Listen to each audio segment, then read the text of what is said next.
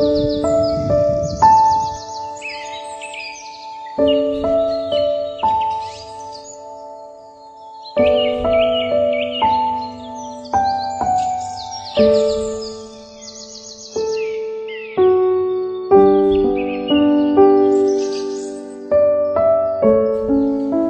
বন্ধুসকল, এটা নতুন ভিডিঅ'লৈ আপোনালোকক আদৰণি জনাইছোঁ।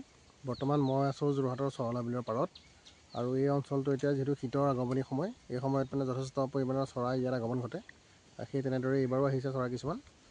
অৱশ্যে অলপ এই সময়ত যিটো সময়ত মই আহিলোঁ আচলতে এইটো সময়ত চৰাই অলপ কম আছে, পুৱাৰ ভাগত বেছিকৈ থাকে, আৰু বিভিন্ন হাঁহবোৰ আছে আহিছে, এইবোৰ অলপ বিলৰ মাজত আছে। এইটো এটা ধুনীয়া পৰিৱেশ। এই সময়টোত মানে চহলা বিললৈ আহিবলৈ যথেষ্ট ভাল, চৰাই চিৰিকটি চায়ো ভাল লাগে আমাৰ। তো সেইকাৰণে এইটো পৰিৱেশ যথেষ্ট ভাল লগা এটা পৰিৱেশ। আৰু লগতে এটা কথা ক'বলৈ পাই বেয়াও লাগিছে, আমাৰ যোৰহাটৰ আশে পাশে কিছুমান বিলত মানে মানুহ কিছুমানে দুষ্কৃতিকাৰী কিছুমানে আচলতে তেওঁলোকে বিষ দি পেলাই চৰাই ধৰিবলৈ চেষ্টা কৰিছে, মানে হাঁহ। তেনেকৈ কিছুমান হাঁহ অলপ আগত কেইদিনমানৰ আগত মই এটা ভিডিঅ' পাইছোঁ, ভাইটিকেইজন মানে তেওঁলোকে ফটো ফেচবুকত আপলোড কৰিছিলে।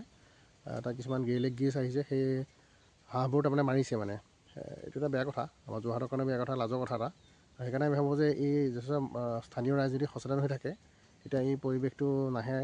আৰু যিবোৰ বিদেশী পক্ষী ফুৰিবলৈ আহিছে তেওঁলোকক যদি এনেকৈ মাৰি পেলাই নিধন কৰি দিয়া হয় তেতিয়াতো তেওঁলোক আৰু নাহে, আৰু সেইটো এটা বেয়া কথা হ'ব। মই এইটোৱে আহ্বান কৰিম যোৰহাটবাসীৰ সচেতন ৰাইজক, যিটো আমি এই যিবোৰ বিদেশী পক্ষী আমাৰ ইয়াত আহে বিভিন্ন সময়ত শীতৰ আগমনিৰ লগে লগে যিবোৰ আগমন ঘটে, সেই পক্ষীসমূহক সংৰক্ষণ কৰাটো আমাৰ দায়িত্ব। আৰু সেইকাৰণে স্থানীয় ৰাইজ যদি সচেতন হৈ থাকে তেতিয়া এইটো কেতিয়াও নহয়। মই ভাবিছোঁ স্থানীয় ৰাইজ যদি সচেতন থাকিলে আমি পক্ষীসমূহ সদায় পাই থাকিম।